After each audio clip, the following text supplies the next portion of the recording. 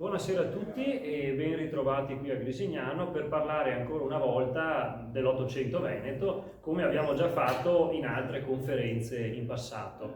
Oggi in particolare tratteremo della vita e delle opere di colui che è stato il più importante memorialista bellunese dell'Ottocento. Antonio Maresio Bazzolle, proprietario terriero, ma anche uomo politico nella sua città, al tempo in cui essa era sottoposta al governo dell'Austria. Bazzolle nacque nel 1818 e morì nel 1896, quindi possiamo dire che la sua vita, la sua esistenza ha coperto buona parte di quel secolo. Interessandosi della storia di Belluno, capita spesso, studiando sui libri, di imbattersi nel nome di Bazzolle. In effetti le opere principali di Maresio Bazzolle, che sono soprattutto gli Annali di Belluno e il Possidente bellunese, di cui comunque avremo modo di parlare più avanti, sono ampiamente citati in libri anche recenti di diverso argomento. Bazzolle lo troviamo citato per esempio in testi dal Taglio geografico, studi sul territorio, lo troviamo citato in testi di storia dell'agricoltura, di storia della pastorizia e possiamo dire anche di storia del costume. Eppure pochi autori hanno approfondito la sua biografia. Che cosa intendo dire? Intendo dire che pochi tra questi scrittori, tra tutti quelli che lo hanno citato, a parte averlo menzionato insieme alle sue opere, hanno cercato di dargli un volto. A volte è un nome isolato, una citazione, però è una figura che non è stata sempre approfondita in maniera adeguata.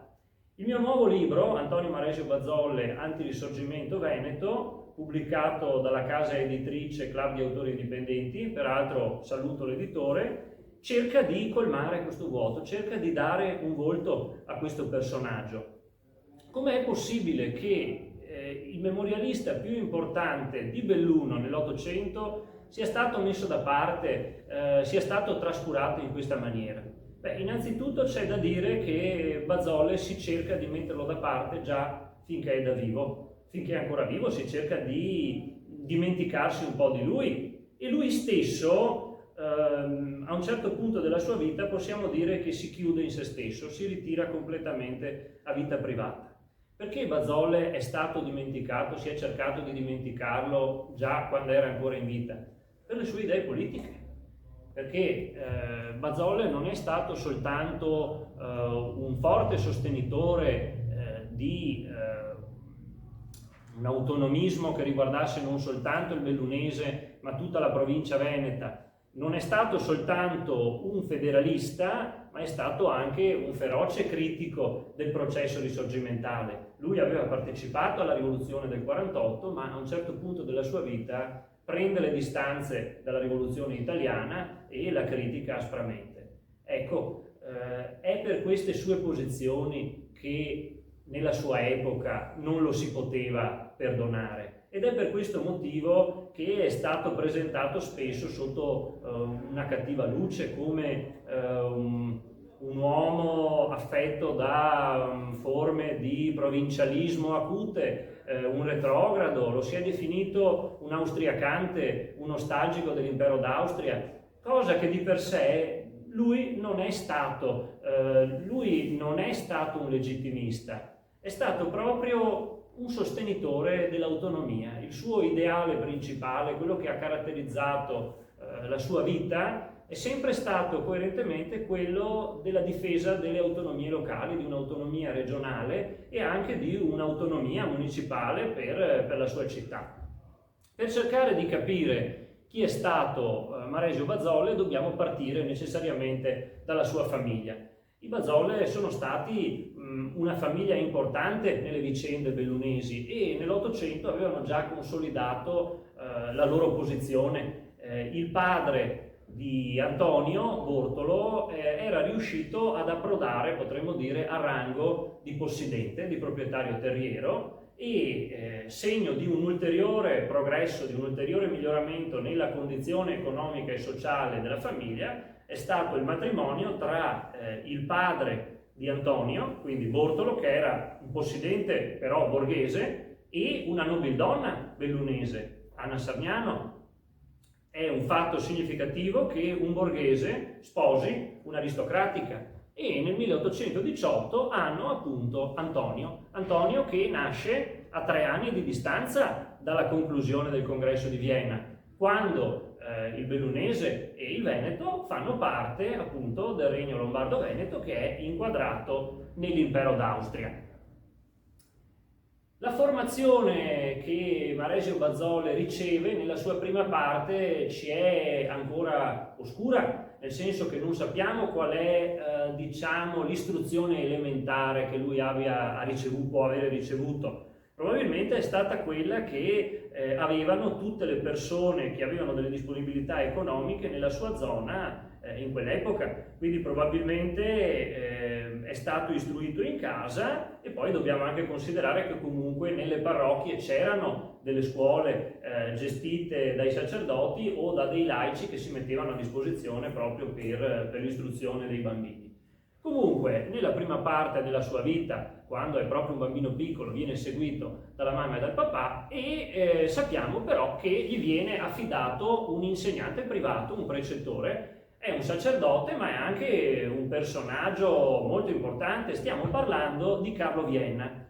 Carlo Vienna è stato l'autore del primo dizionario della lingua bellunese, che ancora oggi è inedito. Cioè noi abbiamo i manoscritti di Carlo Vienna che sono conservati alla Biblioteca Civica di Belluno, però l'opera intera non è mai stata pubblicata, non è mai stata stampata. Lui ha cercato per tutta la vita di pubblicare questo manoscritto, non ci è mai riuscito. È stato pubblicato soltanto un piccolo estratto sotto forma di opuscoletto nuziale.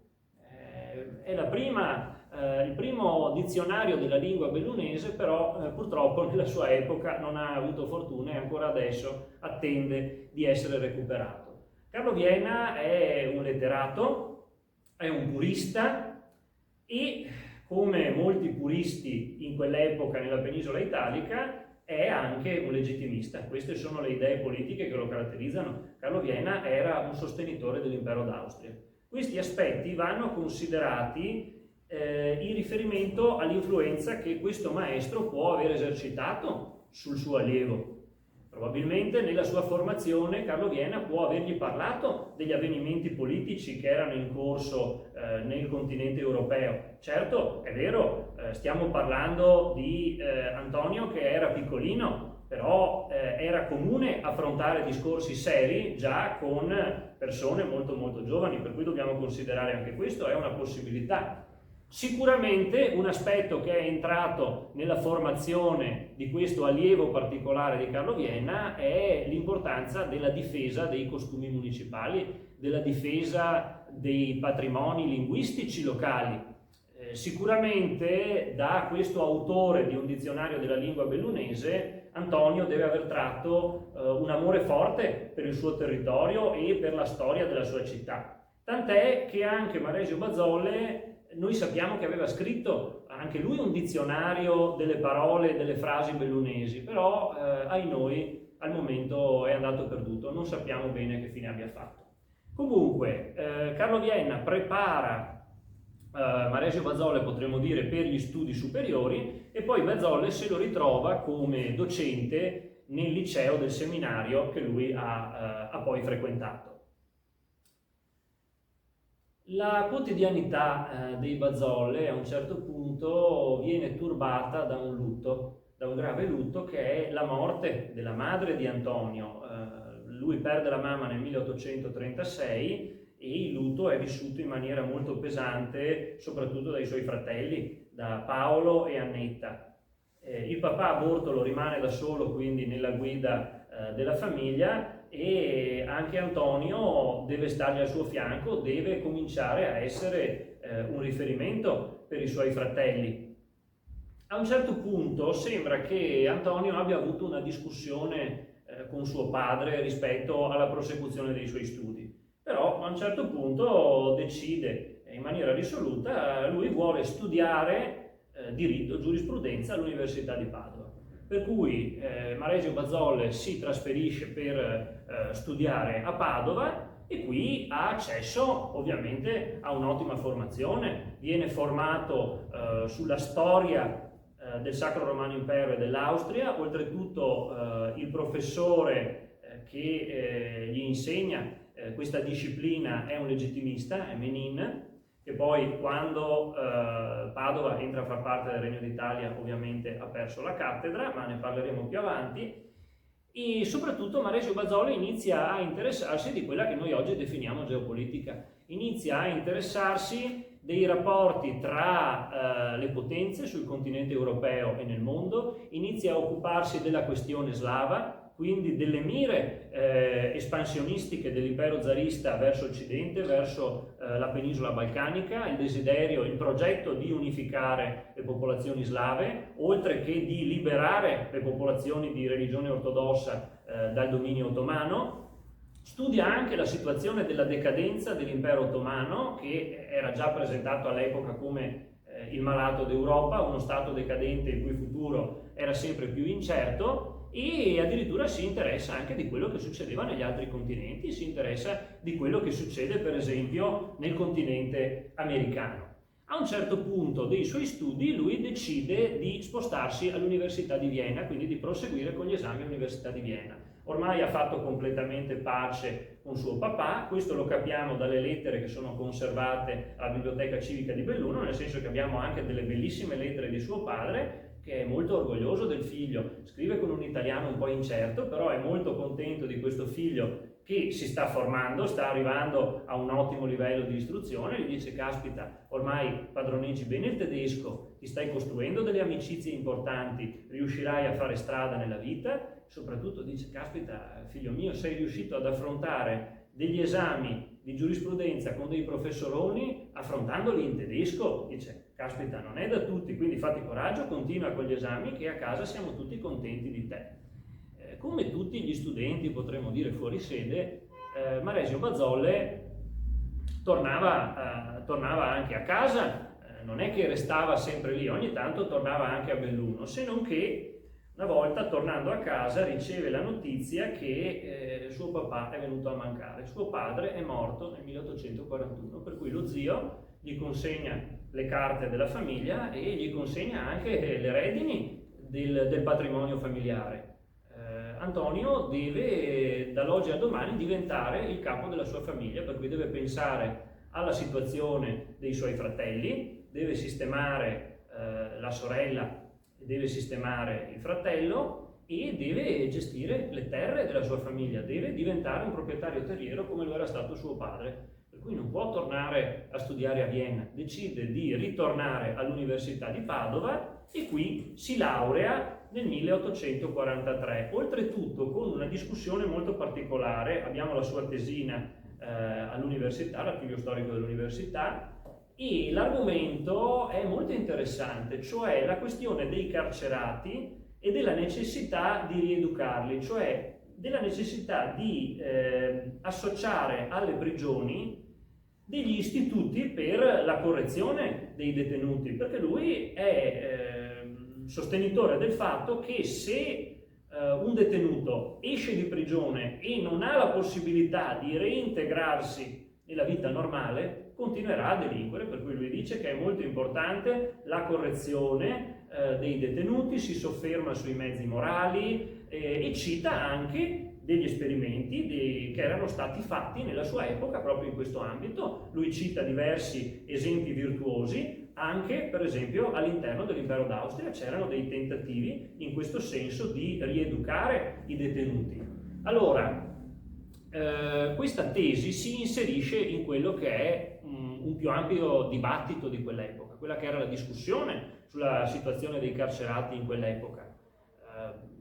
Sicuramente troviamo molto buon cuore in questa tesi, troviamo sicuramente delle aperture alle idee moderne di quel secolo, però non troviamo nessun accento rivoluzionario, questo è molto importante. Cioè Bazzolle in questa fase della sua vita è una persona assolutamente tranquilla, non è legato apparentemente a nessun gruppo con idee sovversive, anzi per laurearsi all'Università di Padova, come era prassi a quell'epoca, lui ha dovuto fare il giuramento di non essere legato a nessuna società segreta, a nessun gruppo di sovversivi. Conseguita la laurea deve dedicarsi ovviamente a tempo pieno alla gestione dei beni di famiglia e a questo punto, dopo aver pensato alla situazione di suo fratello e di sua sorella, inizia a sentire la necessità di avere qualcuno al suo fianco. Da solo gestire tutto è difficile, decide di sposarsi. Lui conosce una ragazza e nel 1846 si sposa. Non solo quindi costruisce una sua famiglia, ma oltre a dedicarsi appunto alla cura dei beni che gli ha lasciato suo padre, comprando anche altri terreni oltre a quelli che aveva ereditato, decide di impegnarsi anche nella vita politica della sua comunità. Per cui nel 1847 lo troviamo presente nell'amministrazione del comune di Belluno, in cui lui negli anni ricoprirà diversi incarichi anche di una certa importanza, poi vedremo più avanti fino a che livello riuscirà ad arrivare. Siamo ormai, dicevamo, nel 1847 e nel continente europeo inizia a tirare un'aria particolare. Succede che nel 1848 la moglie esprime ad Antonio il desiderio di andare a Venezia per il Carnevale. Il Carnevale di Venezia non era più come ai tempi della Serenissima. Ai tempi della Serenissima il Carnevale era proprio una festività pubblica istituzionalizzata, aveva anche una lunga durata che per i giorni nostri sarebbe impensabile e era tutto gestito dallo Stato, cioè era lo Stato che proclamava l'inizio del Carnevale e probabilmente c'erano anche dei rituali, potremmo dire civici, legati al Carnevale che sono andati perduti. Con la caduta della Repubblica Veneta tutto questo passa in disparte, sotto gli austriaci non c'è più un carnevale così organizzato, però comunque è un'attrazione che insomma richiama molta gente non solo dall'Italia ma anche da altre parti del continente europeo, per cui non stupiamoci se la moglie dice: marito mio, marito caro, portami a Venezia, voglio vedere Venezia sotto il carnevale. Lui c'era già stato quando era studente e quindi accetta di buon grado, va con sua moglie. Lui si aspettava di vedere quello che aveva già visto a Venezia durante il carnevale, cioè feste, festeggiamenti nei teatri, perché i festeggiamenti si tenevano principalmente nei teatri, non era più come ai tempi della Serenissima, nei teatri, nelle case private, se non che si rende conto che a Venezia c'è qualcosa di particolare. I veneziani hanno altri pensieri, ci sono delle atmosfere piuttosto tese, c'è aria di protesta, c'è gente che inizia a gridare viva l'Italia. Lui trova il teatro vuoto e addirittura ha anche timore, dice: caspita, ho timore di essere scambiato per un sostenitore del governo austriaco. È molto preoccupato, è molto prudente. Torna a casa quindi da Venezia piuttosto turbato, se non che scoppia quella che è stata definita la primavera dei popoli nel continente europeo, per cui c'è un'ondata rivoluzionaria che investe tutto il continente. La rivoluzione arriva anche a Venezia, facendo una sintesi. E inizialmente Bazzola è perplesso, nel senso che lui fa parte dell'amministrazione della città di Belluno, però non sa bene come bisogna muoversi nei confronti del moto veneziano. È molto prudente, dice: andiamoci piano, nel senso che di fatto l'amministrazione bellunese è già schierata dalla parte dei veneziani, dicono bisogna muoversi, dobbiamo dare anche noi la nostra adesione a Venezia. Lui sarebbe più titubante, alla fine si convince e Bazzolle nel 1948 diventa sostenitore proprio del progetto repubblicano di Daniele Manin. In questa fase della sua vita, nel 1948, Bazzolle si presenta come repubblicano e inflessibile federalista. A lui il progetto di Manin gli piace, nel senso che, come anche voi saprete, Manin dice: dobbiamo legare le glorie del nostro passato, le ritiriamo fuori e le leghiamo alle novità del secolo presente, alle idee di questo secolo, alle idee del nostro tempo.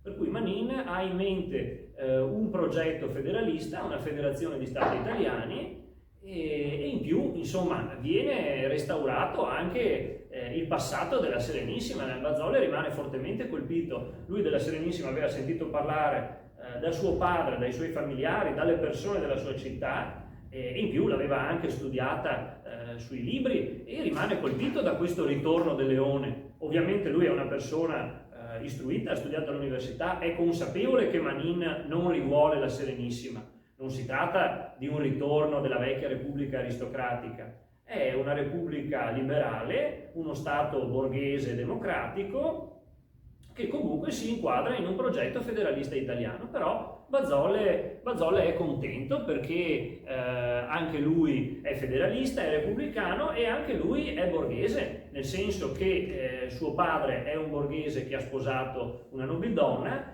e Bazzole ha interiorizzato una mentalità, una cultura borghese, cioè lui è fortemente sostenitore del ruolo che la borghesia deve avere nell'economia e anche nella vita politica.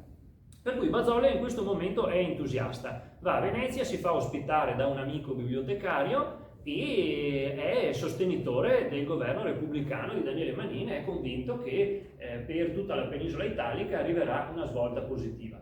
Però tutti conosciamo quella che è stata la storia della prima guerra d'indipendenza, per cui in terraferma la resistenza delle città venete viene subito minacciata dalla riconquista degli austriaci, e a un certo punto arriva l'adesione delle città di terraferma veneta al Regno di Sardegna. Cioè, in una situazione di difficoltà in cui gli austriaci avanzano, le città di terraferma scelgono di legarsi alla Casa di Savoia. Bazzole non è favorevole a queste decisioni, lui rimane inflessibilmente repubblicano e federalista. Tant'è che nel 1848 lui pubblica un articolo che ha avuto anche una certa circolazione, perché noi abbiamo il foglio volante, così come era stato pubblicato originariamente, che ne è conservata una copia anche alla Biblioteca Civica di Belluno, ma poi questo suo articolo è stato ripubblicato in una raccolta di documenti, di decreti, di articoli che erano circolati sotto il governo della Repubblica Veneta. Come si intitola questo articolo? È provocatorio già dal titolo, nel senso che lui scrive: deve Venezia darsi a Carlo Alberto? No, punto esclamativo. Per cui lui dice: noi non possiamo decidere in questo momento di scegliere tra la monarchia sabauda e restare per conto nostro. Perché non possiamo decidere in questo momento? Perché siamo in una situazione di guerra. Decisioni di questo tipo vanno prese a mente fredda in un momento in cui c'è la tranquillità necessaria per giudicare su quelli che sono i pro e i contro di una scelta così importante. Inoltre lui dice: Carlo Alberto ci ha giurato che ci difenderà in ogni caso, per cui non è che passando dalla parte della Casa di Savoia, scegliendo di entrare a far parte dei territori del Regno di Sardegna, lui ci difenderà se restiamo per conto nostro o no. Noi ci dobbiamo fidare perché Carlo Alberto ha dato la sua parola. Inoltre lui dice: la decisione la prenderemo quando saremo in pace. Lui è sostenitore comunque di un progetto repubblicano federalista, però dice: se anche la popolazione votasse per entrare a far parte del Regno di Sardegna, quindi per entrare a far parte di questo regno dell'Alta Italia, diciamo così, che si ipotizzava di costruire, lui dice: prima dobbiamo prenderci tutte le garanzie del caso, cioè prima dobbiamo essere sicuri che saranno riconosciute le nostre autonomie locali, anche autonomie municipali. Lui si sofferma soprattutto su Venezia, nel senso che dice Venezia deve avere delle leggi particolari che riguardino la gestione di una città così complessa, così unica, leggi anche che tutelino la sua economia. Per esempio, lui mette già le mani avanti e dice: per esempio, tutte le navi da guerra del ipotetico regno dell'Alta Italia dovrebbero essere costruite a Venezia. Venezia dovrebbe essere il porto principale di questo nuovo regno. E in più dice, e anche altre questioni di cui avremo tempo di discutere, per cui dice: dobbiamo stare tranquilli, questo non è il momento per decidere, le decisioni vanno prese in un momento di tranquillità. Comunque sappiamo come va a finire anche la storia della resistenza veneziana agli austriaci. La città si trova a essere assediata, Bazzole per un periodo rimane lì sempre ospite da questo suo amico e scrive anche un'altra opera che si intitola Pensieri su Venezia, che è rimasta inedita, ce l'abbiamo anche questa conservata in biblioteca civica su a Belluno.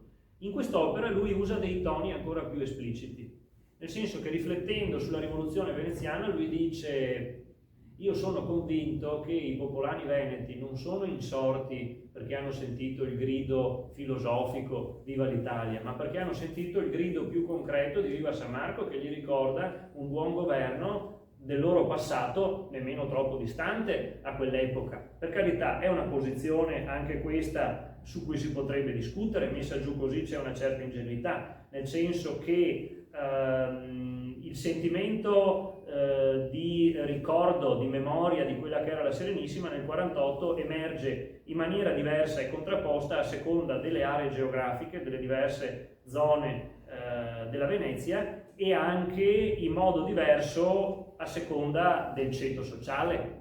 La borghesia padovana esprime un giudizio negativo sul fatto che sia stata proclamata una nuova Repubblica Veneta. Noi abbiamo dei documenti dove la borghesia padovana dice: noi non rivogliamo la dominante e noi essere i suoi domini. Diversa per esempio la situazione sui 7 comuni. I 7 comuni che avevano avuto un rapporto privilegiato e particolare con la Serenissima, quando sentono la notizia che è nata una nuova Repubblica Veneta, dicono: fermi tutti, qua ritornano le nostre autonomie particolari, le nostre franchigie. Per cui i 7 comuni sono fortemente sostenitori del governo di Manin, restando sempre a Padova. Poi chiudo gli esempi perché sennò si apre una parentesi troppo ampia.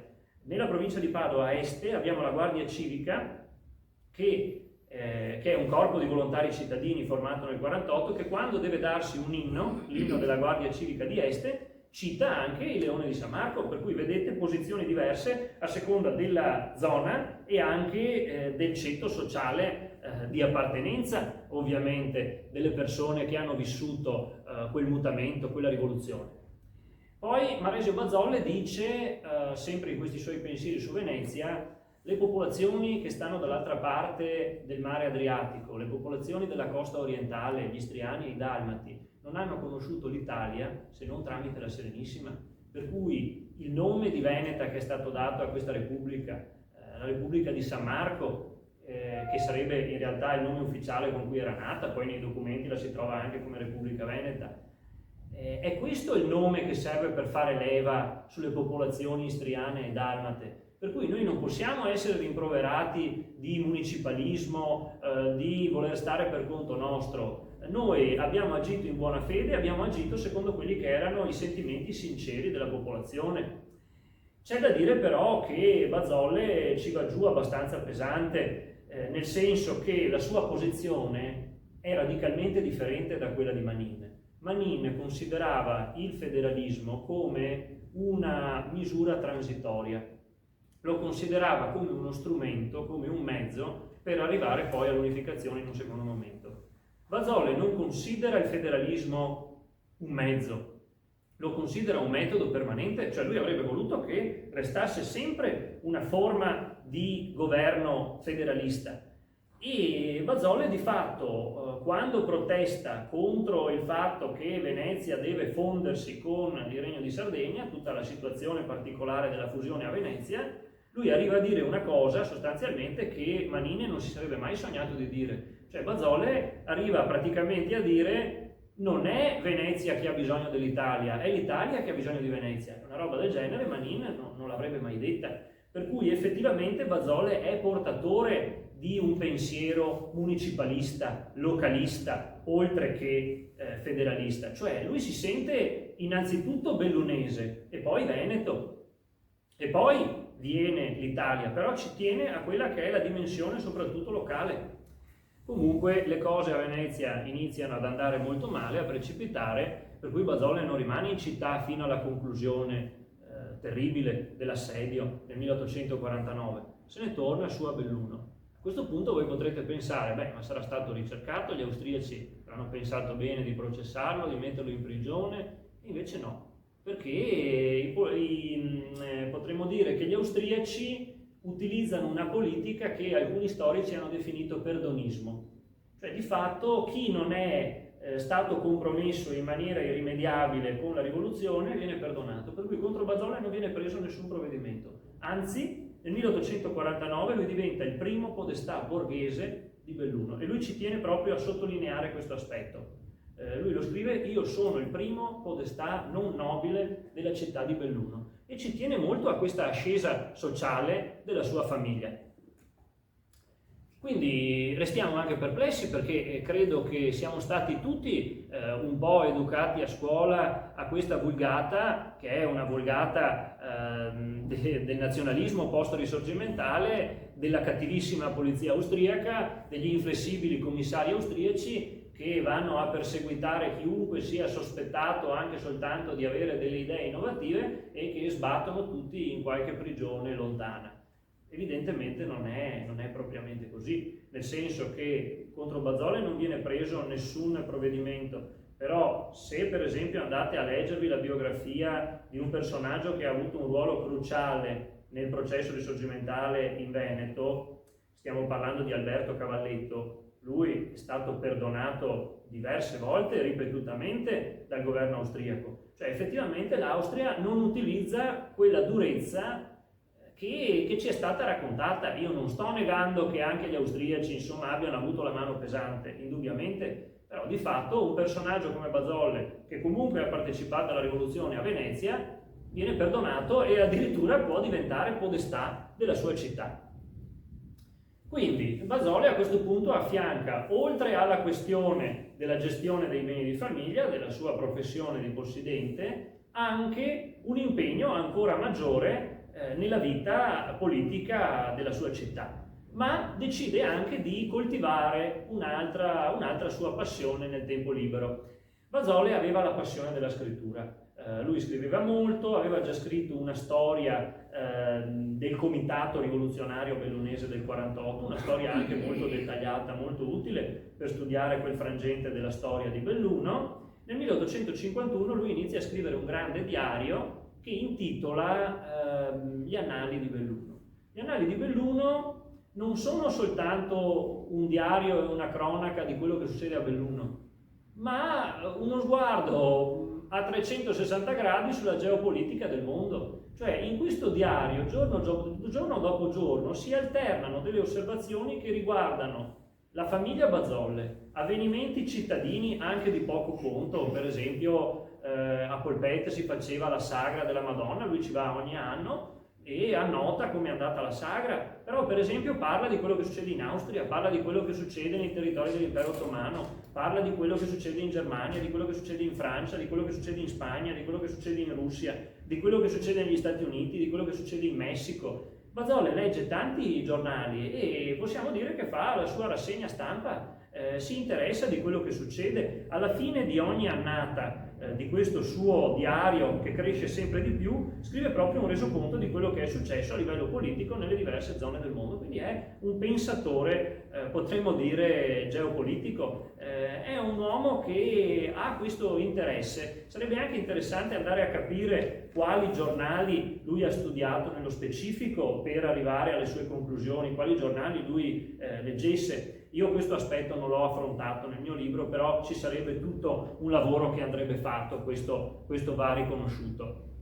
Che posizione ha Bazzolle a questo punto? Allora, il Lombardo-Veneto è stato pacificato, lui è podestà, è allineato a quella che è la politica dell'impero, almeno per quello che riguarda il presentarsi al pubblico.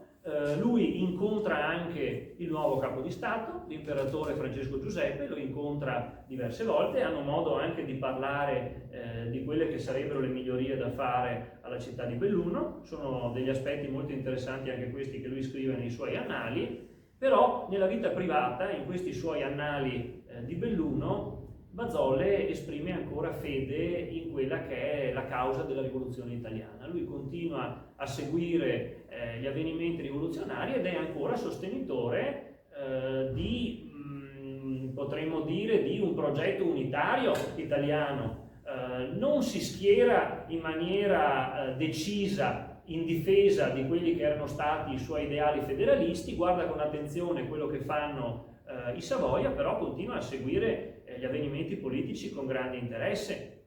Si arriva alla seconda guerra d'indipendenza e il giudizio di Bazzole è sostanzialmente positivo, cioè lui vede la guerra che si conclude, inizialmente si parlava di una soluzione federale e probabilmente a lui sarebbe anche andato bene, poi c'è un'espansione del Regno di Sardegna e lui è favorevole, lui dice questo è il primo passo. Il 1859 è un anno che segna un cambiamento radicale nella storia della penisola italica, da qui inizia a costruirsi veramente la rivoluzione che porterà la penisola all'unificazione. Anche quando c'è l'impresa dei Mille, lui è favorevole, addirittura dice nella nostra epoca è in corso una rivoluzione nel terreno delle idee che è qualcosa di incredibile, è la più grande rivoluzione dei nostri tempi dopo la rivoluzione francese, ma addirittura lui dice il nuovo verbo rivoluzionario che si sta diffondendo nel mondo è la più grande rivoluzione nella storia dell'umanità dopo la predicazione di Gesù Cristo, per cui è anche infervorato, dice com'è possibile, il regno delle due Sicilie è crollato in catafascio nel giro di poco tempo davanti a un esercito formato da un ridotto numero di persone apparentemente mal organizzati. Insomma, all'alba dell'unità d'Italia Bazzole di per sé è contento di quello che sta succedendo, se non che ancora prima della proclamazione del Regno d'Italia iniziano a circolare sui giornali delle notizie, per esempio, relative al brigantaggio in Italia meridionale. E già lì Bazzole, nei suoi annali, inizia a presentarle con un tono che diventa prima più neutrale e poi inizia a diventare anche critico nei confronti di quello che sta accadendo. Quando viene proclamato il Regno d'Italia, Bazzole ha già cambiato idea rispetto a quello che erano i suoi giudizi di relativamente poco tempo prima. Inizia a dire sono poco contento delle notizie che mi arrivano dal neonato Regno d'Italia, nel senso che ci si lamenta per le nuove tasse, ci si lamenta per l'estensione delle leggi del Regno di Sardegna a tutti i territori che sono stati conquistati. In Italia meridionale c'è il brigantaggio e Bazzole spiega il brigantaggio dandone un'interpretazione particolare, che anche qui potremmo dire che è un'ingenuità, però è una riflessione interessante. Bazzole è convinto che in Italia meridionale la plebe si ribelli a causa di leggi che le sono imposte ma che non le appartengono, cioè lui dice questi contadini dell'Italia meridionale si ribellano perché gli sono state portate delle leggi che per loro sono straniere, che sono inconciliabili con quelli che sono i loro usi, per cui lui dice il problema è tutto qui, e poi dice caspita, questi qua si ribellano e vanno a dare manforte alla reazione. E questo è un altro aspetto interessante, cioè Bazzole non è un legittimista, non è un nostalgico dei Borbone, non è che dice devono ritornare sul trono di Napoli. Lui presenta la reazione come un fenomeno negativo. Lui quando parla per esempio di personaggi bellunesi legittimisti legati all'impero d'Austria, lui dice che fondamentalmente sono dei retrogradi, delle persone di un'altra epoca, non è che ne parla male, parla anche bene di quelle che sono le loro qualità umane, ma quando deve parlare delle loro idee politiche dice sì, persone che appartenevano a un altro tempo, sì, legittimisti, clericali, ma è tutta gente con cui Bazzole ritiene di non avere niente in comune, cioè prende anche le distanze da queste idee. In effetti Bazzole non è un legittimista, nonostante comunque sia una persona, voglio dire, è stato podestà sotto l'Austria a Belluno, una persona che ha avuto anche modo, voglio dire, di parlare con l'imperatore, però di per sé non è un legittimista, non è un austriacante, anzi lui si lamenta anche del fatto che gli austriaci non concedono maggiori libertà, maggiori autonomie locali. Per cui di fatto Bazzole rimane sempre un autonomista, lui si lamenta del fatto che mancano le necessarie libertà locali. Dicevamo, però già questi fenomeni, queste proteste contro le tasse, contro le leggi imposte, contro il brigantaggio, iniziano a trovarlo perplesso. Certo è che, voglio dire, dopo la proclamazione del Regno d'Italia, lo stivale fondamentalmente ha due buchi, cioè rimane in piedi quello che è lo Stato della Chiesa, quindi i territori del Papa ridotti al Lazio, e quello che rimane del Regno Lombardo-Veneto, quindi rimane la provincia di Mantova e la Venezia, quindi buona parte dell'attuale Veneto e Friuli, quello che non faceva direttamente parte dell'impero. Bazzole è consapevole che prima o dopo il Regno d'Italia arriverà anche lì e che prima o dopo ci sarà anche l'imposizione delle leggi e delle tasse. Per cui questo è un aspetto interessante. Bazzola inizia a essere critico verso quello che è successo e potremmo dire che dei toni critici nel Veneto contro l'Unità d'Italia, contro il Risorgimento, iniziano a esserci ancora prima che il Veneto entri a far parte del Regno d'Italia, cioè già prima che questo accadesse c'era qualcuno che era contrario a quello che stava accadendo.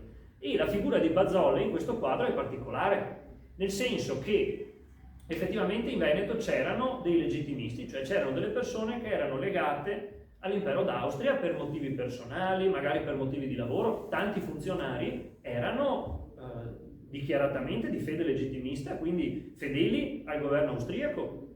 Poi c'era la posizione dei cattolici intransigenti. Dopo il 1848 i cattolici che seguono la linea politica dettata da Pio IX non vogliono più avere niente a che fare con il liberalismo, la rivoluzione, il processo risorgimentale. Non si sentono i cattolici intransigenti veneti tutelati nemmeno dall'Austria, però sono sicuramente contrari anche al processo risorgimentale. Bazzola non è né un cattolico intransigente né un legittimista.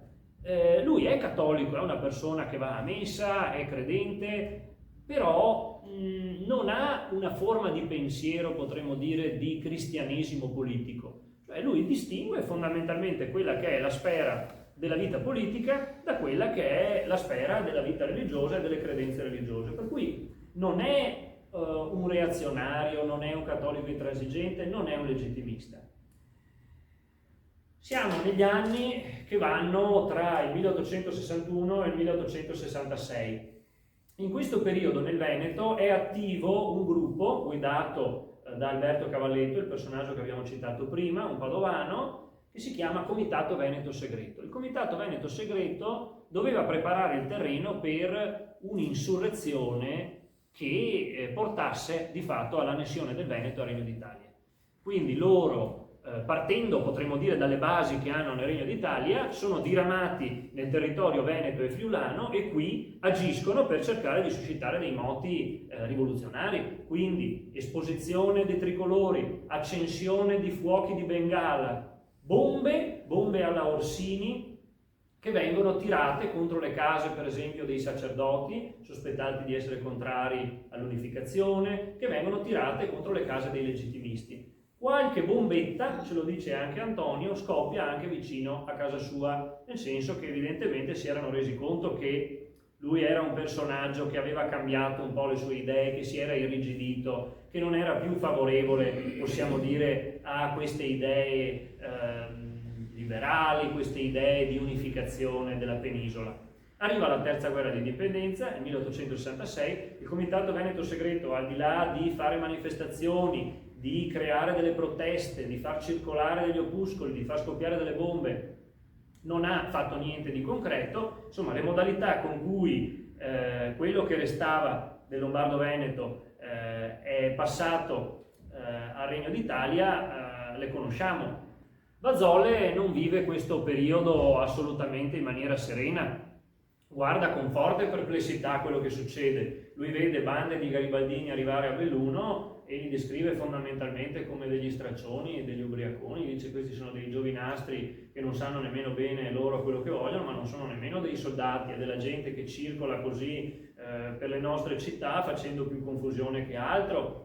C'è gente che tira già fuori il tricolore, ormai il destino del Veneto è segnato. Si arriva al plebiscito e Bazzola lo scrive esplicitamente nei suoi annali, descrive tutta l'organizzazione del plebiscito e decide di non votare. Lui non va a votare perché non vuole riconoscere questa votazione. Lui dice: io non vado assolutamente a votare, e in un secondo momento, in altra sede, spiegherò anche perché. Per cui lui negli annali di Belluno non scrive altro, dice: in un altro momento, in un'altra sede, spiegherò quello che mi ha portato a non votare. È molto interessante quel passaggio degli annali di Belluno in cui lui descrive come sono state preparate le votazioni. Allora, innanzitutto lui dice che i personaggi considerati più pericolosi in questa fase delicata sono stati attenzionati subito. Quindi tutti coloro che occupavano dei ruoli importanti ed erano fedeli all'impero d'Austria vengono privati ovviamente dei loro ruoli. Ci sono per esempio dei sacerdoti che sono considerati austriacanti, legittimisti, fedeli all'impero, che occupano dei ruoli per esempio nell'ambito dell'insegnamento e perdono il loro ruolo in questo momento ovviamente. Ci sono delle persone che sono sospettate di legittimismo, in alcuni casi si arriva anche a degli arresti. Nel mio libro ho anche raccontato la storia di uno strano sacerdote bellunese, federalista, però anche vicino alle idee dei protestanti, un personaggio strano, una sorta di federalista modernista, un prete cattolico che poi sembra sia diventato protestante, che vagheggiava l'idea che potesse nascere praticamente un Veneto indipendente ma di per sé legato alla corona austriaca, e quando arrivano gli italiani cercano ovviamente di catturarlo, se non che quest'uomo è riuscito a scappare. È una storia interessante. Quindi i personaggi considerati più pericolosi vengono attenzionati subito e si provvede anche in alcuni casi all'arresto. Sistemato questo aspetto, non c'è una grande opposizione, c'è anche un certo entusiasmo diffuso nei paesi. Oltretutto coloro che hanno le liste di tutti quelli che possono votare, quello era un plebiscito a suffragio universale maschile, per cui tutti i maschi superiori a una certa età di qualsiasi condizione sociale e economica potevano votare, i sacerdoti erano quelli che avevano le liste delle persone che potevano votare. Per cui sono stati i preti, lo dice proprio Bazzolle, dopo la messa a dire alla gente dobbiamo andare a votare, bisogna votare tutti. Addirittura sono andati a casa di quelli che non votavano dicendogli no, guarda che è importante votare, e soprattutto gli dicevano di votare sì. Cioè i vescovi veneti, davanti alla prospettiva di non avere alternative, perché il plebiscito è stato puramente simbolico, dicono ai parroci dovete dire di votare sì. Per cui la stragrande maggioranza dei parroci tra il Mantovano, il Veneto e il Friuli dicono ai fedeli di votare sì, al di là di alcune particolari eccezioni. Qualcuna è stata ricordata per esempio anche da Ettore Beggiato, alcuni di questi casi particolari. Bazzolle decide di non votare, non riconosce nemmeno la legittimità di questo plebiscito. Perché Bazzolle non vota? Non lo scrive negli Annali di Belluno, lo scrive in un'altra sua opera che inizia a scrivere nel 1868 e su cui poi lavora per tanti anni, che è forse la sua opera più conosciuta, il Possidente Bellunese. Il Possidente Bellunese è un trattato che dovrebbe affrontare ogni aspetto della vita rurale, quindi un trattato che parla di agricoltura, che parla di pastorizia, che parla praticamente di ogni aspetto, dei più disparati aspetti dell'agricoltura e della pastorizia, per cui è un trattato che parla per esempio della castrazione delle bestie, degli innesti, delle tecniche agricole, di come relazionarsi con i contadini, di quale tipo di contratto bisogna usare, di come bisogna gestire le terre, se non che anche questo testo, che possiamo dirla se dobbiamo dirla tutta, è anche abbastanza disordinato. In questo testo lui mette dentro anche degli attacchi pesanti contro il governo italiano. In questo testo lui si mostra nostalgico della Serenissima, cioè lui dice il bellunese ha conosciuto il suo massimo periodo di serenità quando sono arrivati qui i veneziani. In un passaggio del Possidente Bellunese, quasi velatamente, lui dice in tempi recenti anche qui nelle nostre zone si è tenuto un plebiscito, si è votato sulla base dell'entusiasmo, ma chi ragiona così sulla base dell'entusiasmo momentaneo non riesce a prendere delle decisioni ponderate. Per cui lui dice l'entusiasta è uno di cui la gente si prende gioco, sulla base del suo entusiasmo gli dicono fai come diciamo noi, ma poi a un certo punto arriva il tempo del disinganno, della disillusione, e colui che prima era portatore di un grande entusiasmo alla fine si pente.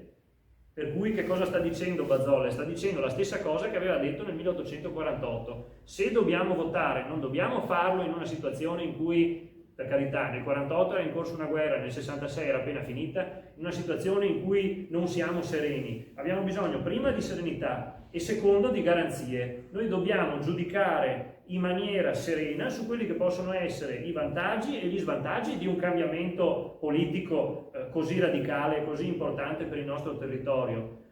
Per cui Bazzolle dice ci hanno fatto votare senza garantirci niente, senza garantirci il mantenimento delle nostre leggi, delle leggi adatte ai nostri territori, il mantenimento delle autonomie locali.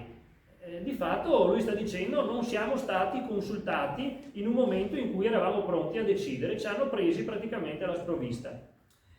Bazzolle ormai è consapevole che probabilmente l'Austria non tornerà più nel Veneto, però si sente di compiere un'ultima missione per quel governo che comunque lui in una fase della sua vita ha servito. Lui già sotto gli austriaci, negli ultimi anni del governo austriaco, ormai non era più podestà di Belluno, però evidentemente sentiva un certo legame verso l'impero.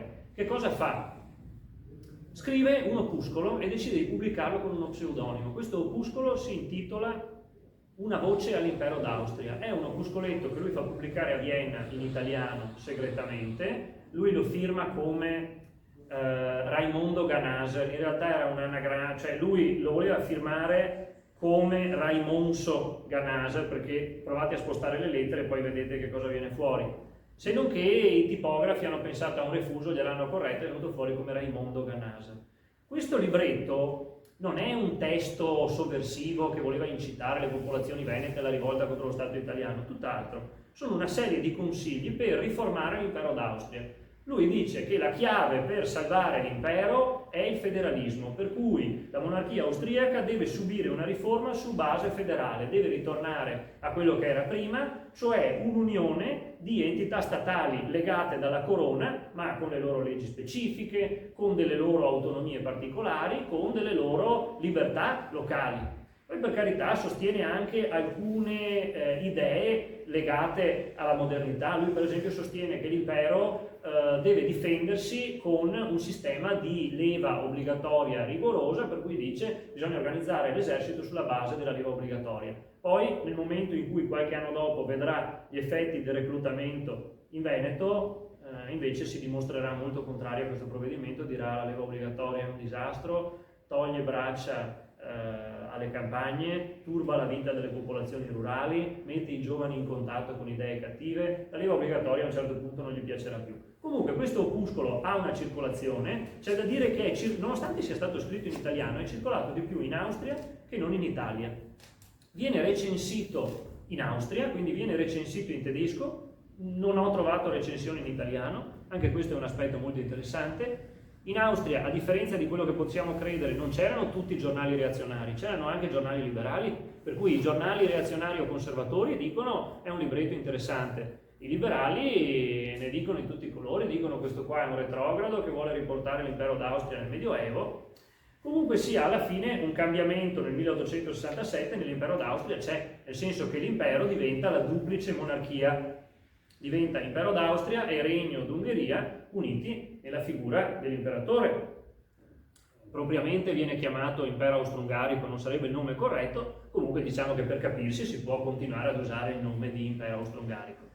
Nasce la duplice monarchia, però Bazzolle a distanza di anni non si mostrerà convinto di questo cambiamento. Dice non basta avere l'Austria e l'Ungheria, ci vorrebbe una forma di vero federalismo che avesse presenti tutte le autonomie locali, le giuste autonomie per tutte le popolazioni dell'impero. Per cui possiamo dire che anche Maresio Bazzolle è stato un precursore di quell'ideale degli Stati Uniti della Grande Austria che è stato formulato come progetto in un secondo momento, però evidentemente anche Bazzolle possiamo dire che è stato un precursore di queste idee. E in effetti Bazzolle ha delle idee molto lucide, fa delle previsioni piuttosto lucide su quello che sta per succedere nel continente europeo. Nel senso che Bazzolle nel momento in cui il Veneto e Belluno diventano parte del Regno d'Italia non è per niente convinto, nel senso che dice qua sono arrivate tasse, sono arrivate leggi, addirittura nel 1867 dice la situazione in Italia è tesissima, i siciliani vorrebbero continuare a essere siciliani piuttosto che essere italiani, i napoletani vorrebbero tornare piuttosto ad avere il re Borbone piuttosto che restare sotto Regno d'Italia, addirittura lui dice i veneti vorrebbero piuttosto essere austriaci o continuare a essere veneti piuttosto che diventare italiani. E in effetti tra il 1867 e il 1868 ci sono delle rivolte antifiscali nel Veneto. Non possiamo parlare di rivolte pienamente anti-italiane, sono rivolte che nascono fondamentalmente contro le nuove tasse, contro le nuove leggi. Però in alcune zone di campagna del Veneto c'è stato questo fenomeno. Si sta iniziando a studiarlo di recente, però è successo anche questo, cioè c'è effettivamente un malcontento diffuso. Cioè addirittura Bazolle scrive negli Annali di Belluno, almeno a suo giudizio è una fonte di parte, noi non abbiamo la possibilità oggi di tastare quello che era il polso dell'opinione pubblica, però Bazolle è convinto nel 1867 che la maggioranza della popolazione di Belluno, se dovesse rivotare domani per il Regno d'Italia, voterebbe probabilmente no, cioè lui è convinto che tanti, la maggioranza addirittura lui dice, opinione sua della popolazione, fosse completamente delusa. Comunque, Bazolle a questo punto non partecipa più alla vita politica. È vero che in Italia ci sono dei federalisti, anche dei politici che sono su toni federalisti e su toni molto accesi, insomma ci sono dei federalisti di ferro nella politica italiana. Però Bazolle non vuole più avere niente a che fare, lui si lamenta del fatto che c'è tutta una serie di arrivisti nella zona di Belluno, per cui lui dice questi rivoluzionari d'accatto si sono presi tutti i posti nella pubblica amministrazione, tutte le cariche pubbliche disponibili, lui denuncia la loro ipocrisia, denuncia la loro poca correttezza, e c'è anche da dire che le forze che hanno partecipato al processo risorgimentale nel Veneto dopo l'annessione della regione si scontrano tra di loro, cioè se prima per conseguire l'obiettivo più alto dell'unificazione stavano insieme repubblicani, federalisti, federalisti ormai ce n'erano rimasti pochi, l'ideale federalista era minoritario, comunque restano insieme repubblicani, monarchici, mazziniani, garibaldini. Dopo che il Veneto diventa italiano iniziano anche ad esserci questo tipo di malcontenti, nel senso che Bazolle dice che a Belluno è pieno di repubblicani e ci sono manifestazioni in senso repubblicano contro la monarchia sabauda, ci sono evidentemente dei gruppi di repubblicani, di mazziniani che protestano contro il Regno d'Italia e vorrebbero la Repubblica, tant'è che Bazolle, ormai completamente ritiratosi a vita privata, ormai concentrato solo sulla gestione delle sue terre e sulla scrittura dei suoi diari, lui lo scrive esplicitamente: il Regno d'Italia non so quanto potrà durare, secondo me qua o si fa una svolta in chiave federalista, per lui il federalismo è sempre la ricetta indispensabile, o se no qua ci sarà un colpo di Stato, ci sarà la Repubblica, ci sarà qualcosa che porrà fine al Regno d'Italia, il Regno d'Italia non potrà vivere tanto a lungo, questa è la sua tesi. In effetti è successo, però ben dopo la sua morte, lui è morto nel 1896. Comunque sia, Bazolle è anche convinto di un'altra cosa, che prima o dopo verrà una grande guerra europea. Anche quella non l'ha vista, però l'ha prevista. Magari non si è concretizzata propriamente come aveva pensato lui, però è consapevole che qualcosa nel continente europeo sta succedendo e lo scrive negli Annali di Belluno. Dice: è in gioco un sistema di alleanze politiche, si stanno cementando delle alleanze molto pericolose in Europa e ne verrà fuori una grande guerra, da cui verrà fuori una situazione paragonabile a quella che c'è stata con la sconfitta di Napoleone, cioè lui dice ci sarà un nuovo congresso di Vienna e saranno riorganizzati gli stati europei, e anche lì lui ha questo pensiero, dice chissà se l'Italia sopravviverà a questi sconvolgimenti. Comunque l'Italia se l'è dovuta assorbire, il Regno d'Italia se l'è dovuto assorbire fino alla fine dei suoi giorni. Lui continua a sperare in una svolta federalista che però non arriva mai e quindi continua a parlare male del governo italiano in tutte le salse. La sua vita va avanti, però Bazolle non si impegna più nella vita politica, non cerca più di dare un contributo anche a quello che è il dibattito politico a Belluno, si chiude in se stesso e chiude praticamente anche la sua attività di autore di pubblicazioni politiche, si dedica fondamentalmente alla scrittura dei suoi annali, alla scrittura del Possidente bellunese, di questo grande trattato. Oltretutto anche il Possidente bellunese lui non l'ha mai pubblicato integralmente e probabilmente avrebbe avuto anche delle difficoltà a pubblicarlo con i toni pesantemente anti-italiani che ha usato in quest'opera. Ne sono stati pubblicati soltanto degli estratti nella sua epoca, la pubblicazione poi è arrivata nel Novecento. In tempi piuttosto recenti, una quarantina di anni fa, il Possidente bellunese è stato pubblicato in 2 grossi volumi, mentre appunto gli annali sono ancora inediti. Bazolle critica praticamente ogni decisione politica dell'Italia, critica il colonialismo italiano, lui dice gli italiani sono andati a combattere in Africa, l'Africa per carità di tutti può essere, però sicuramente non era italiana, per cui abbiamo fatto morire anche dei soldati italiani in dei territori distanti che non possono offrire nessun conforto a quella che è la situazione anche economica difficile del Regno d'Italia. E addirittura Maresio Bazzolle scrive addirittura delle note molto tristi sulla situazione degli indiani d'America, sulla situazione dei nativi americani. Lui a un certo punto scrive: i nativi americani stanno venendo sterminati tutti, loro sono gli abitatori originari della loro terra e li stanno massacrando e tra poco non ce ne sarà più nessuno. Li hanno ridotti in degli spazi sempre più piccoli e tra poco gli toglieranno anche quello. Perché in effetti Bazzolle, pur non essendo un romantico, pur non essendo più un rivoluzionario, ha sviluppato, come possiamo dire, una forma di rispetto per quella che è la dimensione delle popolazioni originarie di un territorio. In un certo senso è lo stesso discorso che lui fa nel Possidente bellunese. Lui fa un'analisi della storia di Belluno dalla preistoria fino ad arrivare alla sua epoca. Quindi lui dice: in origine c'erano delle popolazioni che lui definisce celto-retiche nella zona di Belluno, poi a un certo punto arrivano i Romani, e lui dice i Romani sono stati un disastro, perché mentre con le popolazioni venetiche c'erano degli scambi sereni, i Romani sicuramente hanno cancellato la nostra cultura, la nostra lingua originaria, i nostri costumi. Lui dice deve essere stato terribile per le popolazioni originarie del Bellunese vedere arrivare i Romani. A un certo punto lui dice però poi arriva il Medioevo e a un certo punto lui dice finalmente arriva la dedizione anche di Belluno alla Serenissima, e lui dice lì iniziano i bei tempi, perché la Serenissima era praticamente, che è la verità, era una città-stato con i suoi domini, per cui accetta le dedizioni di una serie di territori a cui riconosce quelli che sono i loro statuti, le leggi che avevano già da prima, e Bazzolle dice questa è la forma più giusta per governare i territori, e anche noi quando facciamo i contratti agricoli, nonostante ormai siamo sotto il Regno d'Italia, continuiamo a ragionare in lire venete. Quando si tratta di misure dei campi, di misure agricole, noi continuiamo ad usare le misure venete. Per cui lui dice noi abbiamo ancora dentro di noi questo grande ricordo della Serenissima, che è stato sicuramente il migliore dei governi. Con gli austriaci, per carità, si continua a conservare qualcosa di buono, però il giudizio sul Regno d'Italia ovviamente è impietoso. Lui dice sotto la Serenissima Belluno era sostanzialmente isolata dal mondo. A noi può sembrare un giudizio negativo, per Bazzolle incredibilmente è qualcosa di abbastanza positivo, cioè lui mescola pregi e difetti della Serenissima. Lui dice ai tempi della Serenissima Belluno era praticamente per conto suo isolata dal mondo, non c'erano strade.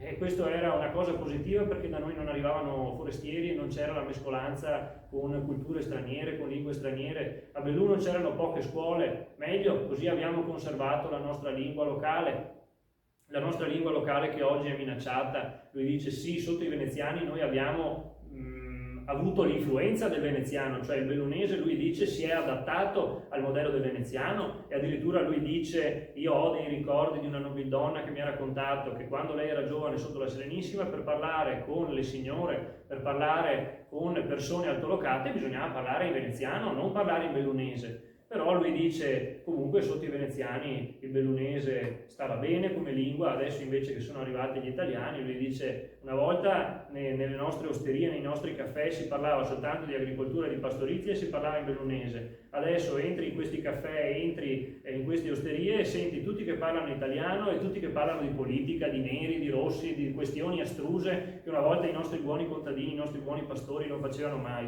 E poi Bazzolle a un certo punto inizia a inveire anche contro l'emigrazione veneta, dice i nostri contadini vengono illusi, vengono ingannati, gli danno degli opuscoli che sono pieni di fandoni e pieni di falsità, e questi se ne vanno in America, se ne vanno distante credendo di trovare l'Eldorado, e invece vanno a finire in miseria, in povertà, poveretti. Dice bisognerebbe fare un modo per arginare questa epidemia di contadini che se ne vanno dal bellunese, e fa anche una storia dell'emigrazione nel bellunese, nel senso che lui parte dal fatto che già sotto la Serenissima tanti bellunesi e anche persone dell'Alpago andavano a lavorare a Venezia come servitori, e lui dice questo va benissimo, oltretutto a un certo punto ritornavano a casa, portavano soldi, per cui facevano soltanto del bene. Poi dice sotto l'Austria noi non emigravamo in altri territori italiani, andavamo in altre province dell'impero, o per lo più andavamo in Germania e in altri paesi che consideriamo più affini alla nostra cultura veneta. Adesso invece che è arrivato il Regno d'Italia è tutto un disastro, interi paesi si svuotano, che in effetti è quello che è successo.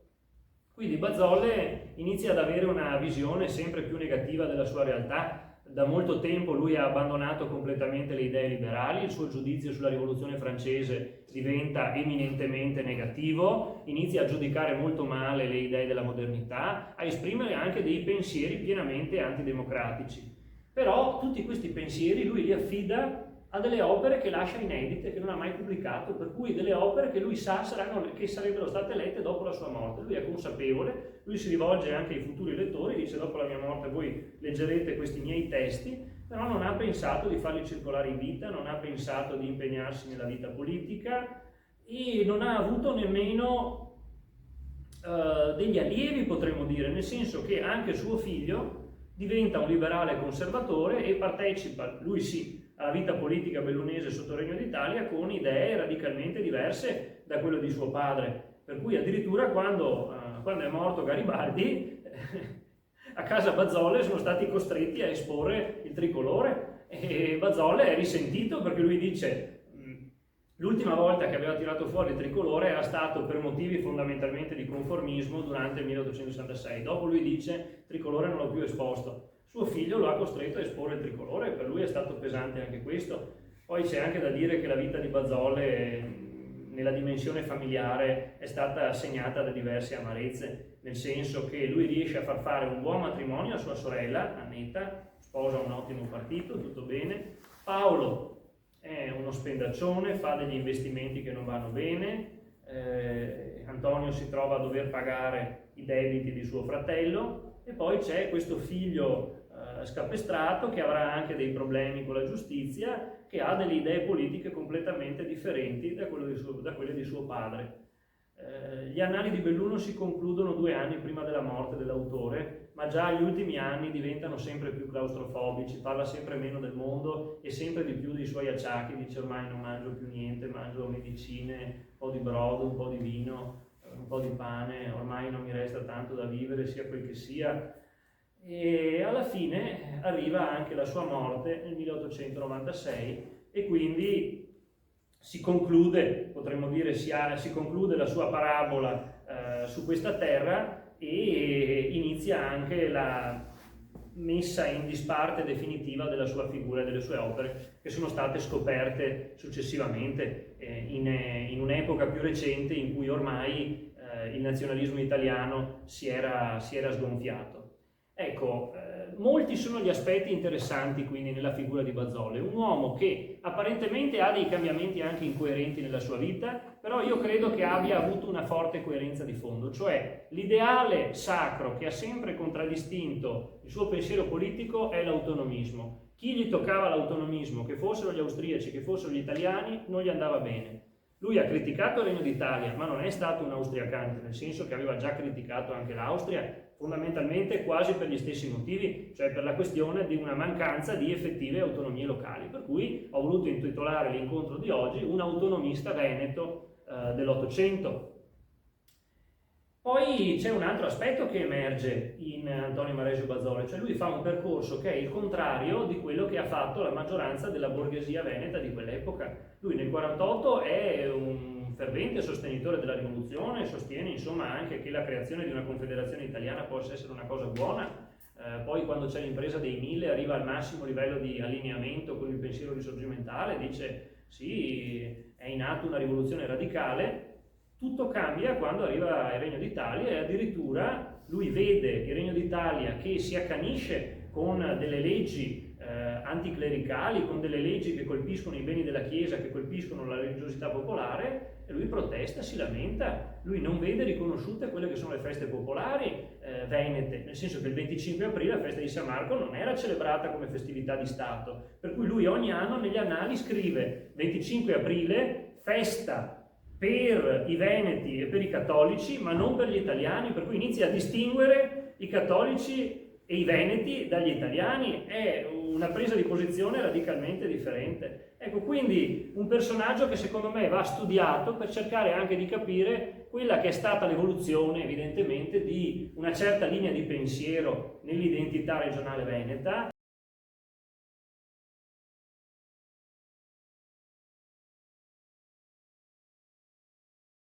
Io vorrei ringraziare questo think tank di giovani veneti che si chiama Terza Venezia, che si è interessato alla mia pubblicazione su Bazzolle, che sta lavorando addirittura a una traduzione in lingua inglese del testo. Io vorrei anche chiamare il buon Andrea qui sul palco a fare un saluto. Io ho scelto appunto di lasciargli carta bianca nel momento in cui hanno manifestato l'interesse di tradurre il testo in inglese. Io mi sono mostrato favorevole, adesso loro stanno facendo il loro lavoro di traduzione e sono grato di quello che stanno facendo. E ecco, lascio un attimo la parola a te se vuoi dire qualcosa su questo progetto. Molto volentieri. Tanto Riccardo, grazie per averci ospitato, siamo veramente contenti di aver assistito a questa conferenza. Per noi è stato un personaggio conosciuto fino ad aver conosciuto te, la figura di Antonio Maresio Bazzolle, e come ha preannunciato Riccardo, noi di Third Venetia, o Terza Venezia in italiano, siamo un gruppo di ricerca indipendente, se vogliamo, che cerca di fare divulgazione su quella che è la storia e l'identità dei Veneti e del mondo veneto in lingua inglese. Era una nicchia mancante e siamo contenti della crescita che sta avendo il progetto e sentiamo la missione di dover dare il giusto risalto a Riccardo e a tutta questa nuova generazione di ricercatori e nuovi menti del popolo veneto che ora sta emergendo. La competenza è ciò che permetterà una riscoperta come fenomeno di massa di tutta quella che è la storia e l'identità dei Veneti. Una figura come quella di Antonio Maresio Bazzolle è veramente emblematica da questo punto di vista. Parliamo di un pensatore veramente poliedrico, anche solo nell'impostazione dei suoi trattati, della sua visione del mondo. Da un lato bastian contrario, però dall'altro anche anticipatore di molte cose. Per esempio con Riccardo si parlava in un incontro che abbiamo fatto di recente, proprio perché stavamo girando dei video che poi pubblicheremo sui social, di questo simpatico similitudine tra la visione che aveva Bazzolle degli indiani d'America e questi primi manifesti che faceva la Liga Veneta, ve li ricordate? Sì, sì, sì. Gli indiani che vivevano nelle riserve e dopo che erano noi. Ecco, quindi sicuramente è un anticipatore dei tempi. Mi è piaciuta adesso la similitudine di Bazzolle come fiume ipogeo che viene sommerso dalla storia, adesso cerchiamo di farlo tornare fuori. Tornato fuori, sì.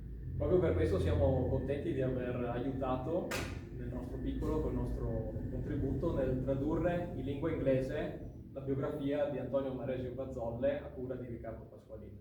Ci stiamo lavorando, siamo quasi arrivati a un punto d'arrivo e a breve sarà disponibile.